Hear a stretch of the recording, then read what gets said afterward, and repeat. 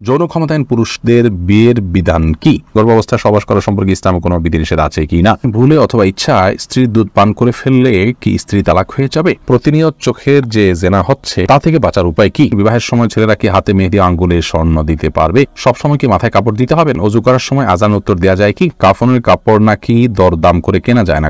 কতটা শরীয়তসম্মত? আর স্বপ্নদোষ হলে কি গোসল ফরজ হয়? সেই জায়গায় পরিষ্কার করে এবং কাপড় পরিবর্তন করে নামাজ পড়া যাবে কিনা? চিরকুমার থাকার বিষয়ে ইসলাম কি বলে? এটা কি জায়েজ? ভাত খাওয়ার সময় কি বাম হাতে গ্লাস ধরে পানি খাওয়া যাবে? অমুসলিমের হাতে রান্না করা খাবার খাওয়া যাবে কিনা এবং তাদের বাড়িতে বেড়ানো যাবে কিনা? নামাজের মধ্যে এক সূরা যদি দুইবার পড়ি তাহলে কি আমার নামাজ হবে? বাচ্চা হওয়ার আগেই তার নাম ঠিক করে রাখা যাবে কিনা? প্রিয় দর্শক, আর বিলম্ব না করে চলুন আমরা আপনাদের প্রশ্ন উত্তর দেওয়ার পালা। শরীফুল ইসলাম, আপনি আমাদের ইউটিউব চ্যানেলে প্রশ্ন করেছেন, কাফনের কাপড় নাকি দরদাম করে কেনা যায় না?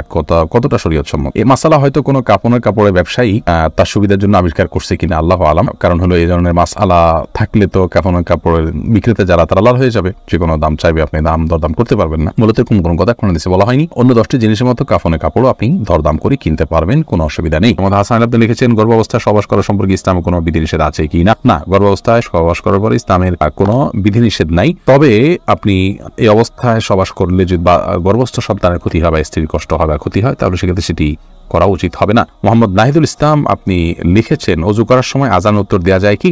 অজু করার ফাঁকে ফাঁকে আপনি যদি পানি অপচয় করা ছাড়া আজান জবাব দিতে পারেন তো অবশ্যই দিতে পারেন। ফেরোজ আপনি লিখেছেন, স্বপ্নদোষ হলে কি গোসল ফরজ হয়? সেই জায়গায় পরিষ্কার করে এবং কাপড় পরিবর্তন করে নামাজ পড়া যাবে কিনা? জি, স্বপ্নদোষ হলে অবশ্যই গোসল ফরজ হয়, আপনাকে গোসল করতে হবে। আর যে জায়গায় স্বপ্নদোষ হয়েছে সেখানে যদি কোনো নাপাক না লেগে থাকে আপনি সেখানে নামাজ পড়তে পারেন। নাপাক লেগে থাকলে ওই জায়গাটা ধুয়ে ফেললেন বা উপরে অন্য কোনো কাপড় ইত্যাদি দিয়ে আপনি নামাজ আদায় করতে পারেন। মাহদি হাসান আপনি লিখেছেন, নামাজের মধ্যে এক সূরা যদি দুইবার পড়ি তাহলে কি আমার নামাজ হবে? কোনো অসুবিধা, নামাজ হয়ে যাবে।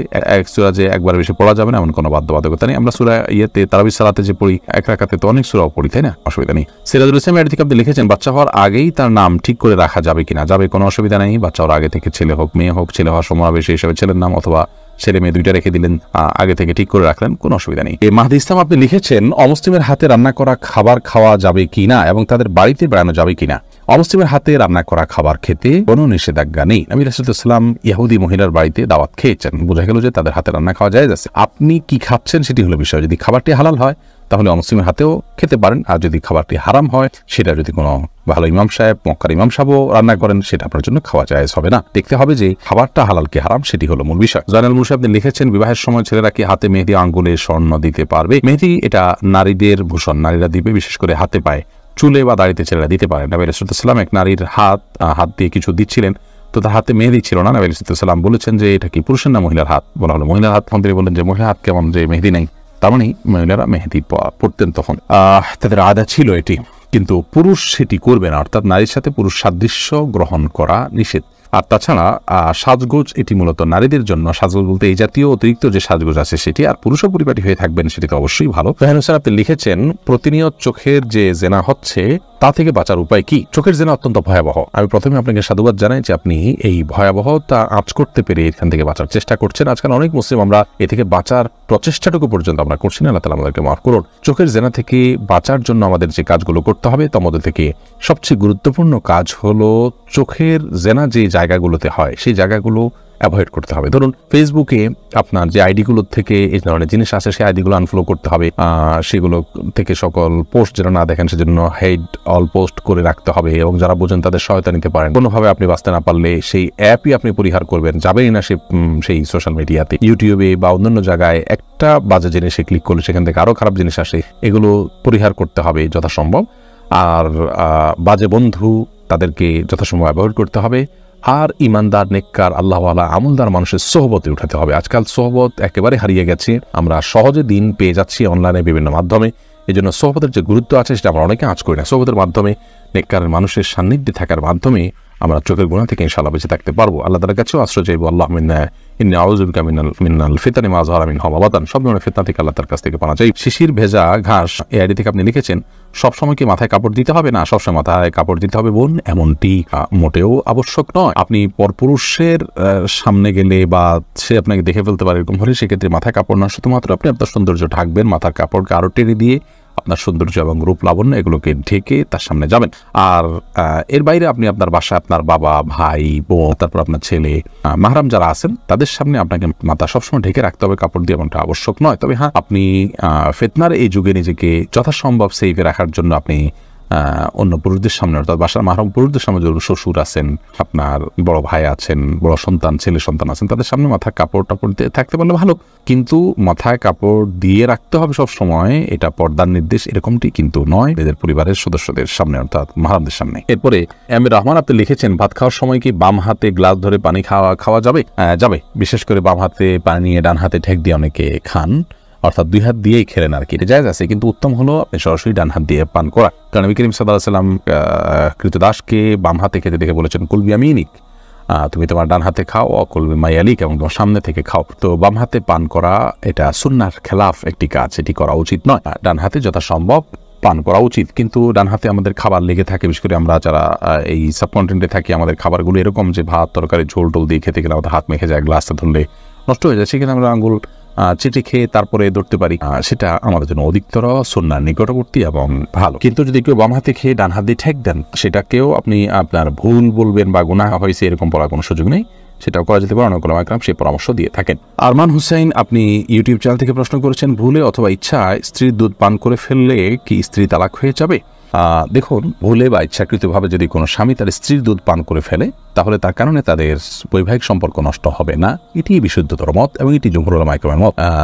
কেউ কেউ এর ব্যতিক্রম বলেছেন, কিন্তু সেটি আসলে গ্রহণযোগ্য নয়।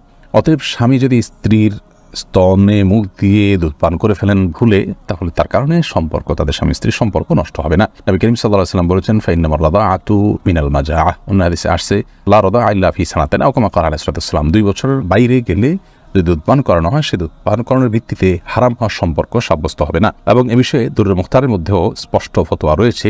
এবং প্রয়োজন ছাড়া আপনার একজন মানুষ অহেতুক কর্মকাণ্ড থেকে যথাসম্ভব, বিশেষ করে যেখানে নানা রকমের রিস্ক আছে, নানা রকমের আপনার সুবিধা অসুবিধার দিক সেখানে চলে আসতে পারে, এ ধরনের বিষয়ে মানুষ যথেষ্ট সাবধান এবং সচেতন হতে হবে। স্ত্রীর দুধ যদি অনিচ্ছাকৃতভাবে কারোর মুখে চলে যায় এবং সে পান করে ফেলে, তাহলে সেটা মানে ইচ্ছাকৃত যদি কেউ করে, তাহলে সেটা নাজায়েজ হবে, গুনাহের কথা হবে। যদিও কোনো ওলামা কেরাম জায়েজ বলেছেন, কিন্তু নাজায়েজ এবং গুনাহ হবে, এই মতটি অধিকতর শক্তিশালী। অনিদ্রা এআরি থেকে আপনি লিখেছেন, যৌন ক্ষমতাহীন পুরুষদের বিয়ের বিধান কি? যারা যৌন ক্ষমতাহীন তাদের জন্য বিবাহ করা জায়েজ নয়। কারণ নবী করিম সাল্লাল্লাহু আলাইহি ওয়াসাল্লাম সহিহ বুখারী মুসলিম হাদিসে বলেছেন, মান ইসতাতাআ মিনকুমুল বাআতা ফালিয়াতাযাওয়াজ, যার সক্ষমতা আছে বিবাহ করার, তিনি বিবাহ করবেন। যৌন ক্ষমতা যদি কারণ না থাকে, তাহলে সেক্ষেত্রে তিনি বিবাহ করলে একজন নারীর অধিকার নষ্ট হবে, খর্ব হবে, সেই অধিকার কোনো পুরুষকে দেওয়া হয়নি। বিধায় তিনি ইচ্ছাকৃত কোনো নারীকে বঞ্চিত করা তার হক থেকে, অধিকার থেকে, এই সুযোগ তার নাই, সেজন্য এটি জায়েজ নয়। যে যৌন ক্ষমতা না থাকার পরে যদি তিনি বিয়ে করেন, তার স্ত্রী যদি যৌন চাহিদা পূরণের প্রয়োজন না থাকে, অথবা স্ত্রী যদি স্যাক্রিফাইস করেন, তাহলে সেক্ষেত্রে এটি তার জন্য অবশ্যই জায়েজ হবে। অর্থাৎ এখানে স্ত্রীর অধিকার বিষয়টা ইসলাম দেখবে, এটি হলো মূল বিষয়। রাকিবুল ইসলাম অন্তর আপনি লিখেছেন, চিরকুমার থাকার বিষয়ে ইসলাম কি বলে, এটা কি জায়েজ? ইসলামের চিরকুমার থাকাটা প্রশংসনীয় কোনো বিষয় নয়, এটি হলো বিশুদ্ধতম মত এবং বেশিরভাগ স্কলারদের মত। আল্লাহ রাব্বুল আলামিন আমাদেরকে স্বাভাবিক অবস্থায় বিবাহ করার ব্যাপারে উৎসাহ দিয়েছেন এবং অভিভাবকদেরকেও তাদের অধীনস্থদেরকে বিবাহ দেওয়ার জন্য নির্দেশ করেছেন। নবী করিম সাল্লাল্লাহু আলাইহি ওয়াসাল্লাম বুখারী মুসলিম বর্ণিত হাদিসে বলেছেন, ইয়া মাশারাশ শাবাব মান ইসতাতাআ মিনকুমুল বাআতা ফালিয়াতাযাওয়াজ, হে যুব সম্প্রদায়, তোমাদের যার সক্ষমতা রয়েছে সেজন্য বিবাহ করে। এই যে সেজন্য বিবাহ করেন নবী সাল্লাল্লাহু আলাইহি ওয়াসাল্লামের পরামর্শ। অতএব আপনি বিবাহ না করে চিরকুমার থেকে ইবাদত বন্দেগী যদি বেশি করতে পারেন, তার চাইতে বিবাহ করে নফল ইবাদত বন্দেগী একটু কম করতে পারলেও আপনার জন্য বিবাহ করে বৈবাহিক জীবন গ্রহণ করা, সেটাই হলো অধিকতর উত্তম। এটি নবী করিম সাল্লাল্লাহু আলাইহি ওয়াসাল্লামের সুন্নাত মুআক্কাদা। সাধারণ অবস্থাতে কোনো কোনো ক্ষেত্রে যদি বিবাহ না করার ফলে আপনি গুনাহে লিপ্ত হয়ে যাওয়ার আশঙ্কা থাকে, তাহলে সেক্ষেত্রে এটি ফরজ বা ওয়াজিবের পর্যায়ে চলে যায়। অতএব স্বাভাবিক অবস্থায় বিবাহ করা এটা সুন্নাত মুআক্কাদা, এটি তরক করে চিরকুমার থাকাটা প্রশংসনীয় নয়। আল্লাহ নবী ইয়াহিয়া আলাইহিস সালাম ছাড়া আর সমস্ত নবী রাসূলরা বিবাহ করেছেন, সংসার করেছেন, পরিবার পরিজন ছিল তাদের। অতএব আম্বিয়া আলাইহিস সালামের চাইতে আমরা কেউ উত্তম হতে পারি না, তাদের মানহাজের বাইরে গিয়ে আমরা উত্তম হতে পারি না। প্রিয় নবী সাল্লাল্লাহু আলাইহি ওয়াসাল্লাম বলেছেন যে আমি বিবাহ করি, আমার সংসার আছে, পরিবার আছে। সাহাবীরা একবার আলাপ করছিলেন যে কেউ কেউ তাদের পরিবার পরিজন বাদ দিয়ে শুধু আল্লাহর ইবাদত বন্দেগী করবেন। তখন নবী আলাইহিস সালাম বলেছেন এই কথা, যে আমার পরিবার আছে, পরিজন আছে, আমি বিবাহ শাদী করি। অতএব বিবাহ শাদী তরক করে বাদ দিয়ে চিরকুমার থাকাটা কোনো কল্যাণকর কিছু নয়। নবী আলাইহিস সালাম তাদেরকে নিরুৎসাহিত করেছেন এভাবে থাকতে। অতএব স্বাভাবিক অবস্থাতে বিবাহ করাটাই হলো উত্তম। তবে কেউ যদি না করেন এবং তিনি গুনাহে লিপ্ত না হন, তাহলে সেক্ষেত্রে সে নিষেধ থাকলে তার জন্য চিরকুমার থাকা বা বিবাহ না করে থাকাটা গুনাহের বিষয় নয়। অনেক ওলামা ইকরাম বিবাহ করেননি বা অনেক নেককার মানুষও আছেন বিবাহ করেননি। স্বাভাবিক অবস্থা বিয়ে না করলে তিনি গুনাহগার হবেন না।